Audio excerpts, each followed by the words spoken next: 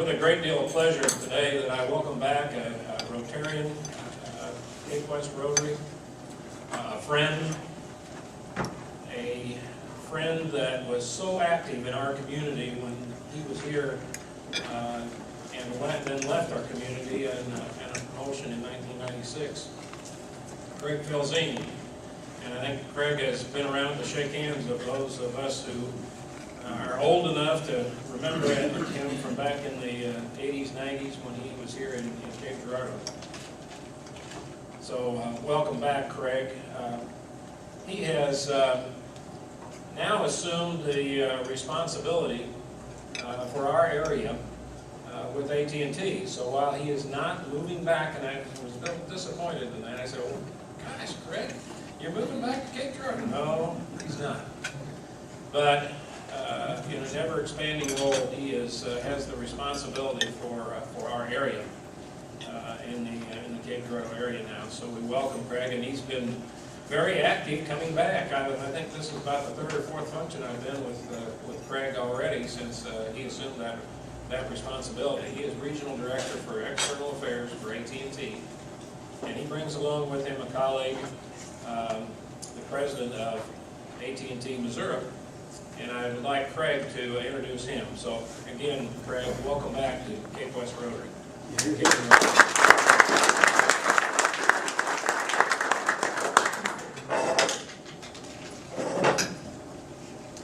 It is indeed my genuine pleasure to be back here with you. I was here for 10 years and a member of the club, and such a meaningful time for me. We did so many things together, the Rotary auction, President of the United Way, just so many meaningful things, and fellowship and time together. I knew this was going to happen.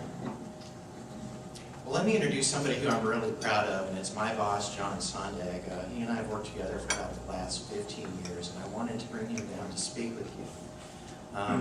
He has my greatest admiration, and he's really kind of the real reason why I've stayed on with the company so long after 36 years of service. I'm enjoying what I'm doing, and I believe in my leadership as much as he believes in me. But John Sondagg, President of AT&T Missouri, was appointed to his current position in July of 2010. And since joining the company in 1978, John has held numerous management positions in both St. Louis and in San Antonio, Texas, including several interesting positions in the company's marketing department, procurement, and the corporation's investor relations division. Most recently, he served as Vice President of External Affairs, responsible for all legislative activities for AT&T Missouri, which included managing all lobbying efforts with the Missouri legislature. In 2012, John was named one of the most influential St. Louisans in the St. Louis Business Journal. He serves on numerous boards in both St. Louis and in Kansas City. He's a native of St. Louis, and he holds a bachelor's degree in marketing and a master's of business administration from Loyola University in New Orleans. He and his wife Vicki have 2 adult children and reside in St. Louis. Please help me welcome John Sondagg.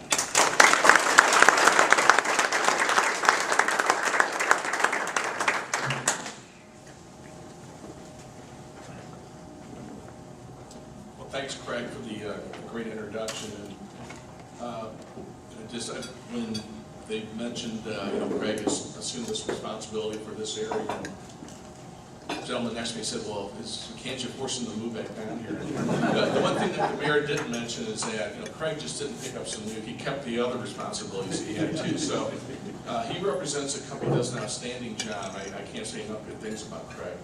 But he handles a territory where he represents a company to community groups. It goes up to Kirksville or Hannibal or Columbia, and then now down in southeast Missouri. So where he's located in St. Charles, Missouri, is kind of central location on that. So he'd be on the road wherever he's at. But Craig, I really appreciate that. I know he is really excited about once again coming down and be able to represent the company here in Cape Girardeau and in southeast Missouri.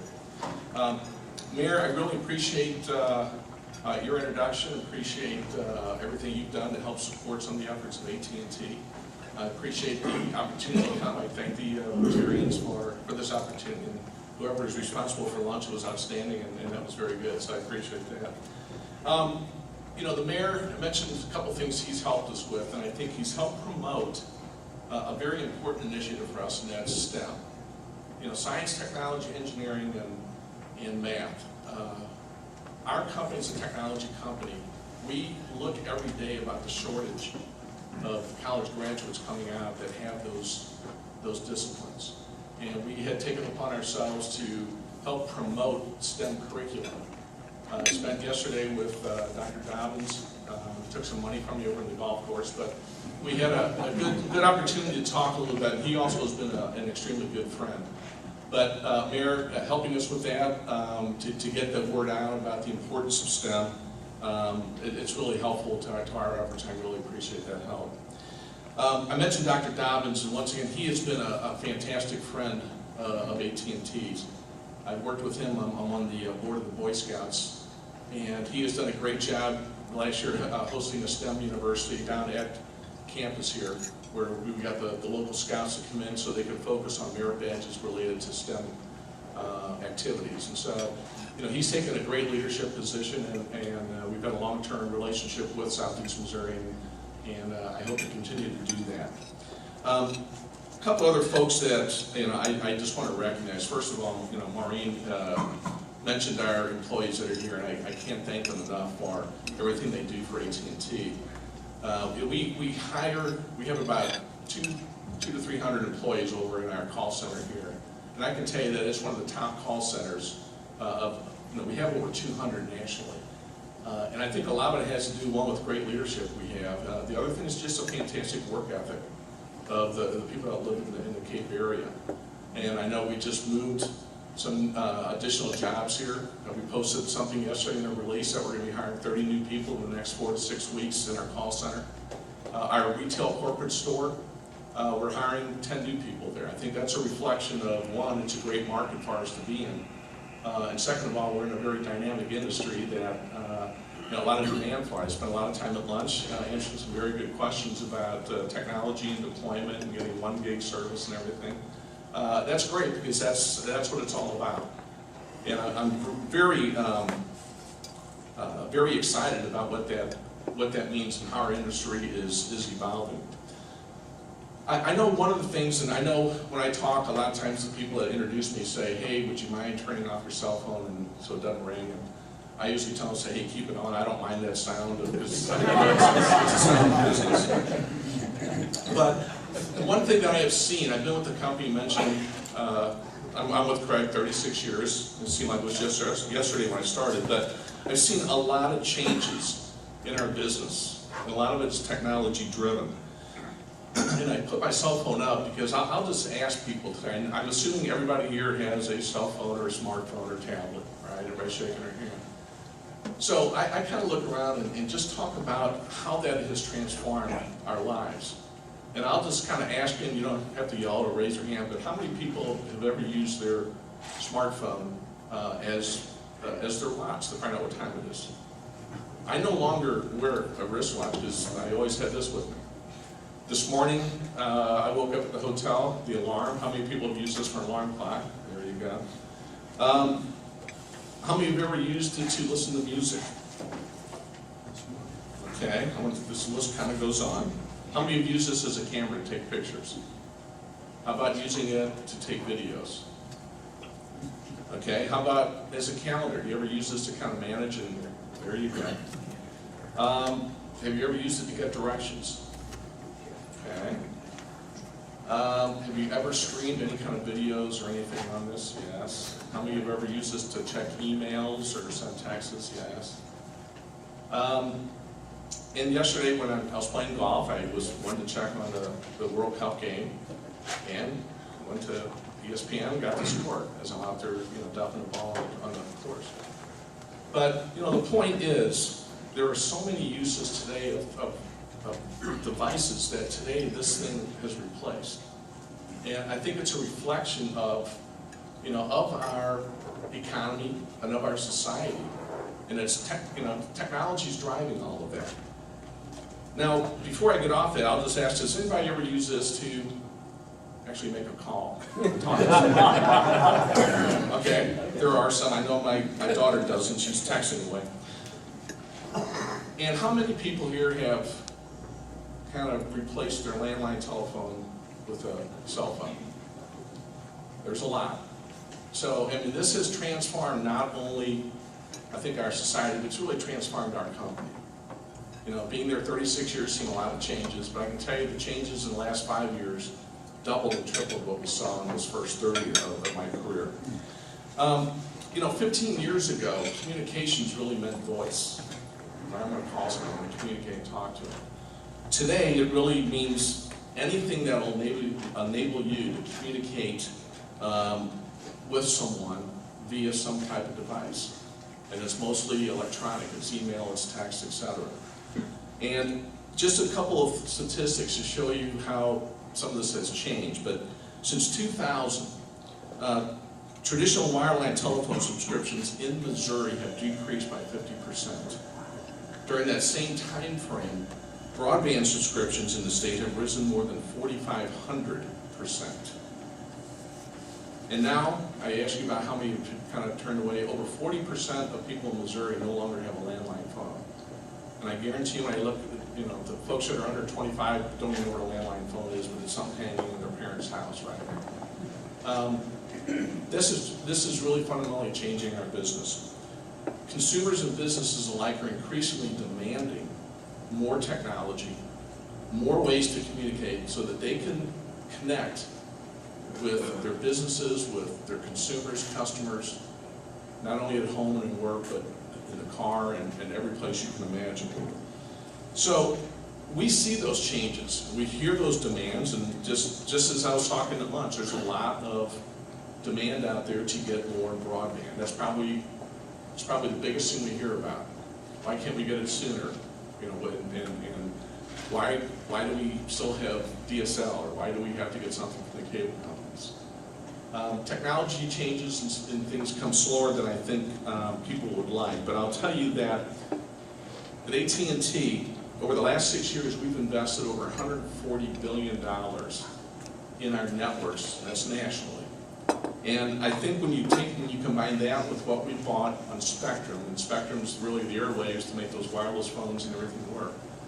When you combine those two things, that's more capital that's been invested in the U.S. economy than any other private company. So we're spending a lot, and we still can't get to where I think we want, where our customers want. I'm going to kind of localize this a little bit. In Missouri, in the last 4 years, we've invested over $2.5 billion in our various networks. Nearly $35 million here in the Cape and Jackson area during that time frame.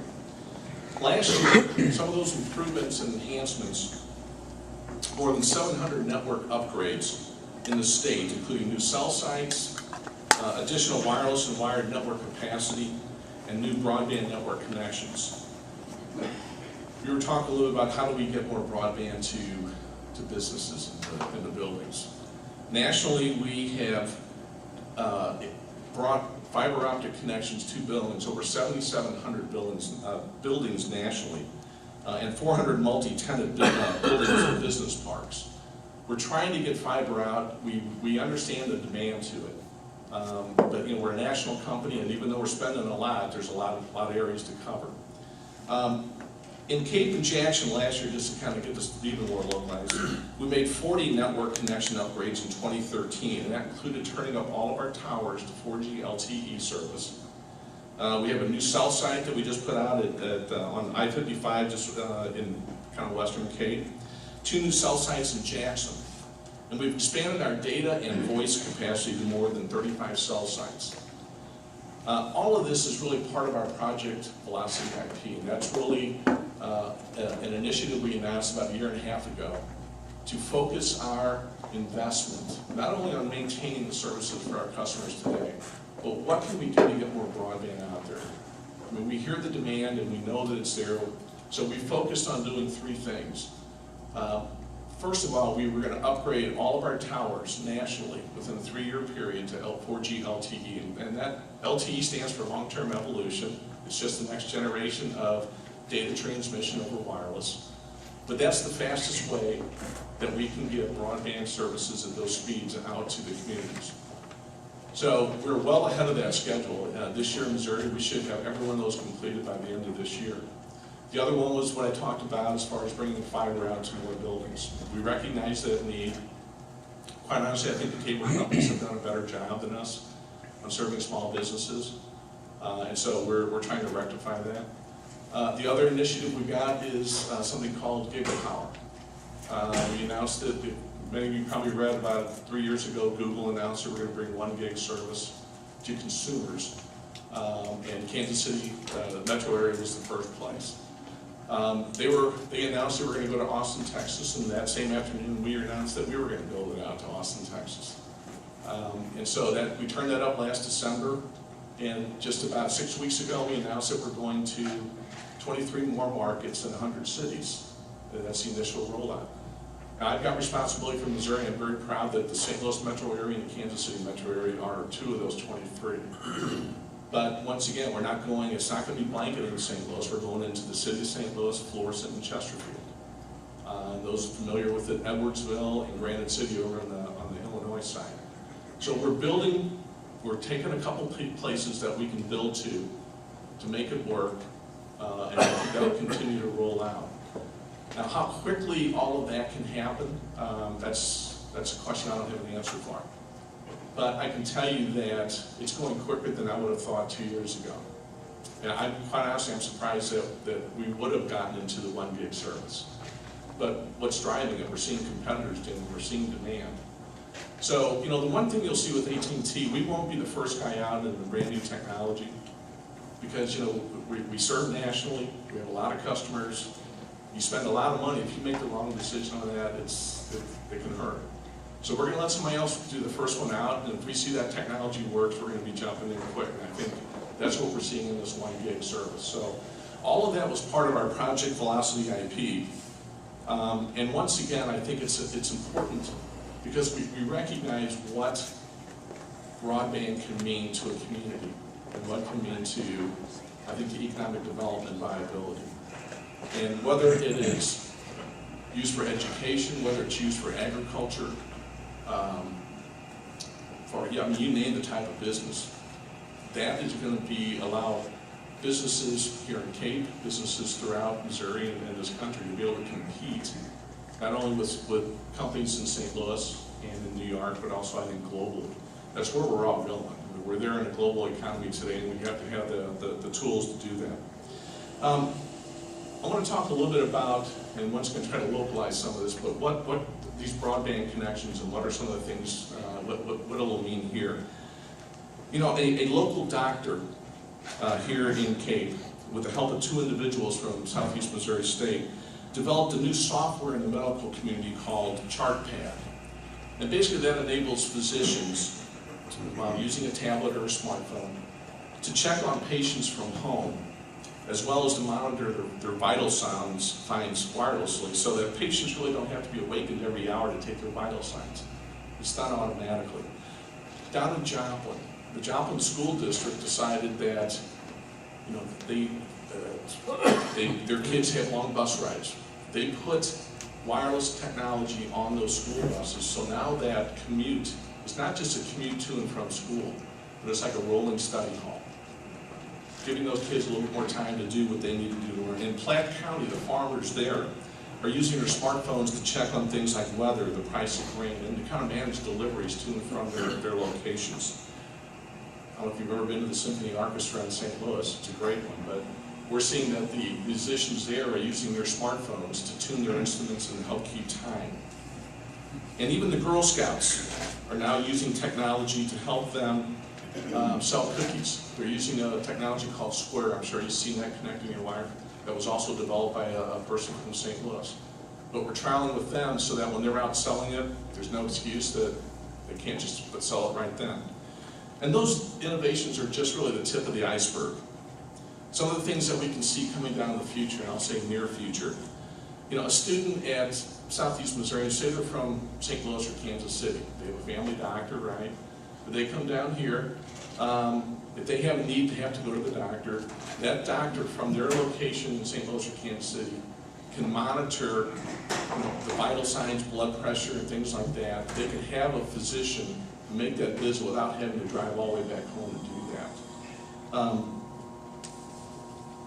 one of the things we're finding now, immigration's a huge issue when we take a look at our future workforce.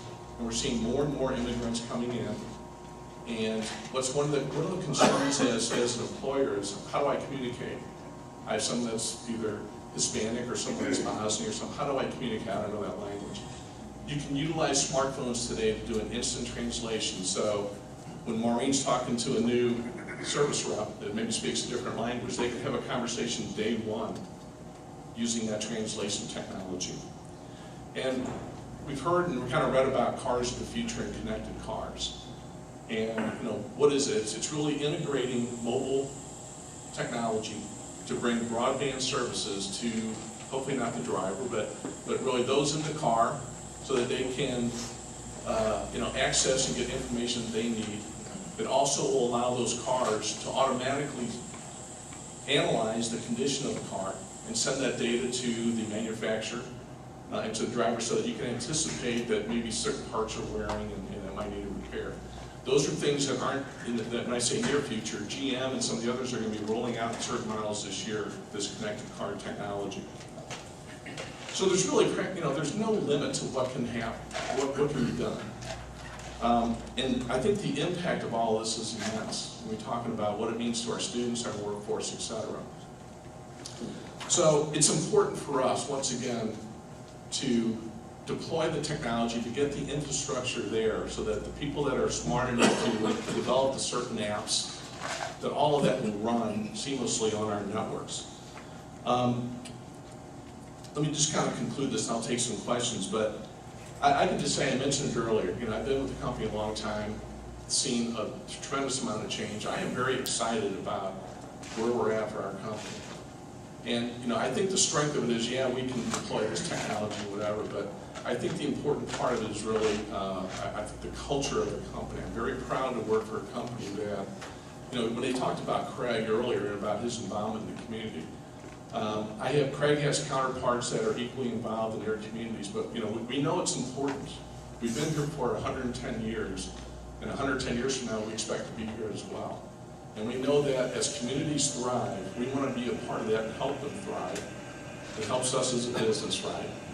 But I think it also helps, we have employees here, over 200 employees here. We want them to so they can live in a community that is vibrant and growing. So what's good for the community is good for us. You'll see us investing. I'm very proud of how our managers and all of our employees give back to the community. They volunteer. And it's very easy, for me, when we're out talking to community leaders, they know somebody from AT&T, they know that those people are involved in the community, and they're more than willing to help us, to help move the business forward. So with that, once again, I just want to thank the Rotary Club for inviting me out today. I've got plenty of time for questions, either however much time we have now. I know you all have things to do, so it doesn't matter if you get up and leave. But with that, I'll just thank you and open up. If you've got any questions, I'll be glad to answer them. With the loss of land-based phones, what will replace our telephonic book as far as enabling us to find out numbers to reach people we're trying to reach?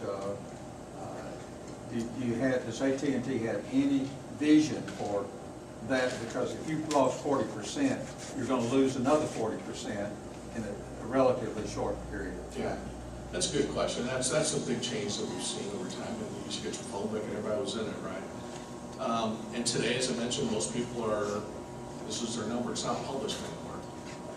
But there's ways online that you can go online and you seem to look, but you can go on and take a look at the various websites, and you can track down people to get the information that you need. There's also privacy issues that obviously everybody's concerned today with.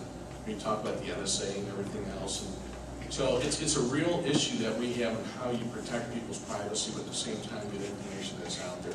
I don't have an answer on how it's gonna, but once again, I know that my son and daughter, who are in their early 20s, have no problem finding out how to get in touch with their friends, or when they're going online and find out they want to go to a restaurant, or you can get most of the information online.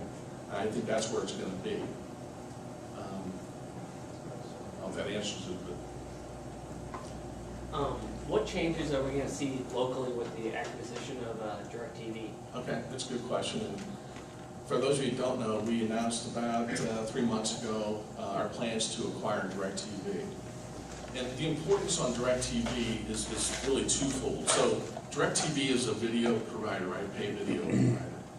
And I think DirecTV kind of looks and says, okay, how are younger people primarily today viewing TV, right? They're streaming. They're going to Netflix and others and streaming that. They're not waiting for the show to come on at a certain time. So I think they see that long term, it's a tough business proposition for them. The key thing is they want to partner with us because we offer the voice component, we offer the broadband internet connection, as well as, and today we resell DirecTV. So it's a big, there's a lot of markets where we don't offer UVerse. We had that conversation at lunch. And so we have to offer that bundle of services, and DirecTV comes into play. Now, where it's going to impact us, the biggest cost of us providing television services is really not so much building it out. With DirecTV, when you put an antenna up, put some sets in your home, it's the cost of the content. And if you ever look in there, how many different ESPN stations are there? There's about 8 of them. There's a bunch of HBOs. The cost of that continues to go up. Now, when we buy DirecTV, we've almost doubled the amount of households that we have, that we can go to those content providers and say, we can negotiate a better deal. So that'll help us to make that part of the business a little bit more economic for us. The other thing it does today, when we resell DirecTV, we don't get a lot of money on that, right? But it helps us include that when we're competing with those primarily cable, that can offer a triple play as well. But I think it'll help us long term. The other thing where I think there's a lot of benefit, we struggle, I mentioned, with how to get higher broadband speeds out to primarily rural areas. And I mentioned we upgraded our cell towers. That's one way to get it. But we're also, with this, being able to use the spectrum that DirecTV has, where we can utilize something, a fixed wireless loop.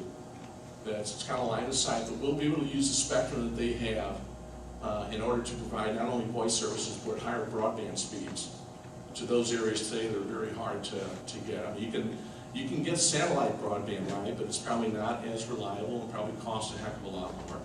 So, we're hoping that part of the commitment we made to Congress was that we would enhance our service offerings to rural America by utilizing the savings, first of all, that we're getting from this deal, second of all, the spectrum and that type of technology. So I hope that answers your question.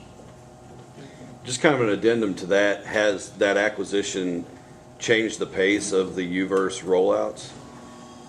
Not really.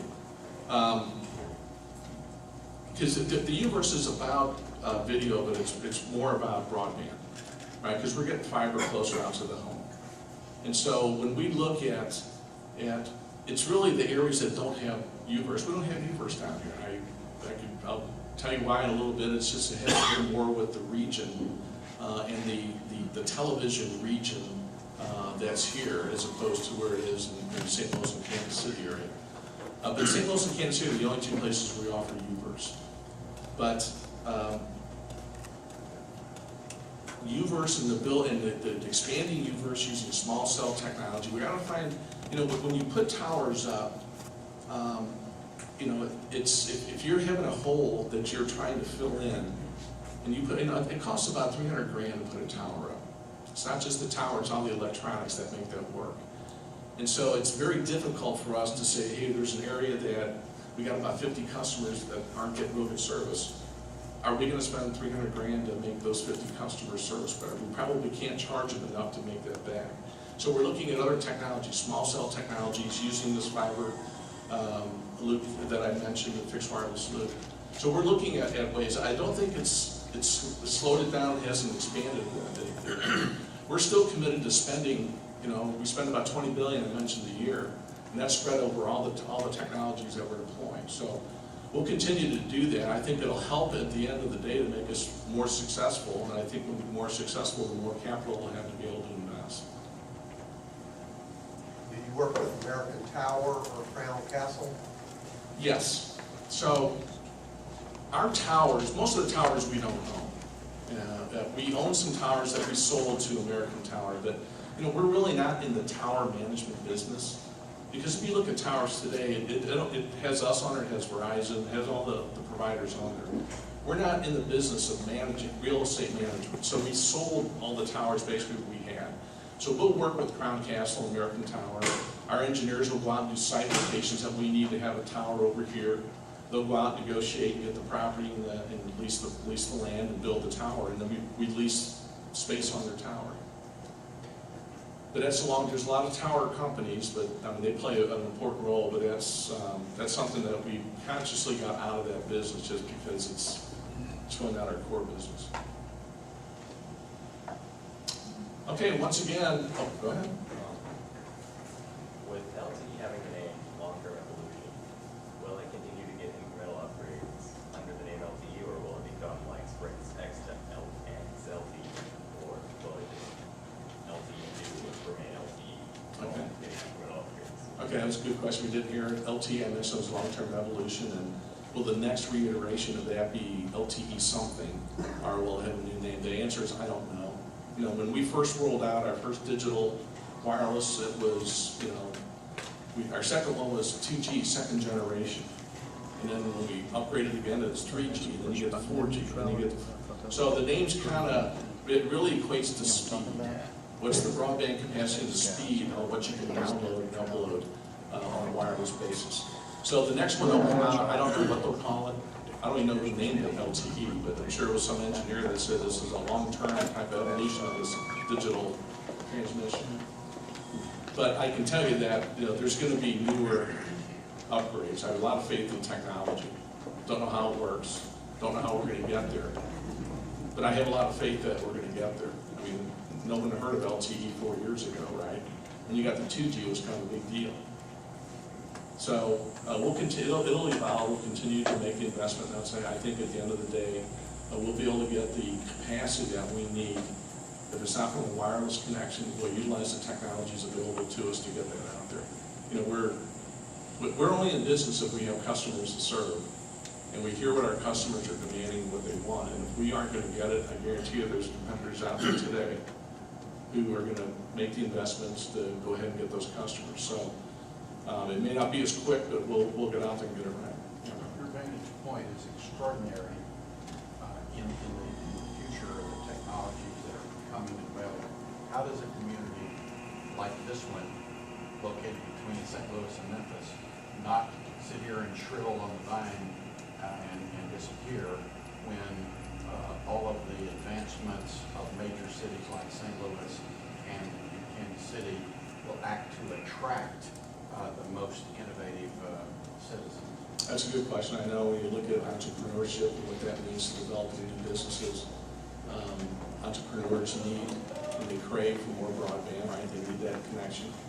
I think we'll find ways to get there. I mean, in the conversation we had at lunch, I think what can cities do to be more accommodating to providers that want to come in and invest? And I think I'll just say, I think with the mayor and others came to a good place and very inviting. There aren't unnecessary costs or fees or regulations that would inhibit that. I think we'll take a look. A lot of it is, I can just speak for my company, that, I mentioned this at lunch, that the one difference between Cape and St. Louis is the number of people, right? And if we're not successful as a company in St. Louis or in Kansas City, and we aren't beating the competition there, and a lot of the competitors are going there because why? There's a lot of people there. If we aren't winning that battle there, it's going to be hard for us to move down to the next tiers of markets to invest in. So, and as I mentioned at lunch, Google shows up in Kansas City, it kind of changed our thinking. All of a sudden we were taking additional capital money and putting it in Kansas City to compete with them. And that money came from somewhere, and we have a certain amount of capital budget each year. It's not going to grow, it's going to be this, and if I got to spend more in Kansas City, it's less elsewhere. But, we'll continue, we're committed to serving areas outside of St. Louis and Kansas City. I got responsibility for the state, and I'm focused on getting investment and growing jobs throughout the state. So we'll find the ways to get there. The best is, having those conversations. And you raised some good points. How are things we can work together and maybe it will reduce the cost or risk that we have in deploying the capital? But it's a situation that Cape faces, a situation that a lot of communities face. And I can tell you, when I talk to the mayor of St. Louis, their questions are the same, right? Even though there's more there, it's not everywhere, and they want to be the next whatever. So those conversations are good to have, and I applaud that. That's where it takes community leadership to, and I think willing to work with us. Craig's here to answer any questions and to work with any ideas. And my commitment is we'll do what we can to get as much infrastructure, because we want to grow this economy. It's good for our business, and it's good for our employees here. So with that, I'm going to stick around for a bit and answer any questions that you have or didn't want to pin me on in public. But with that, I appreciate everything, and Derek, I guess I turn it over to you. So.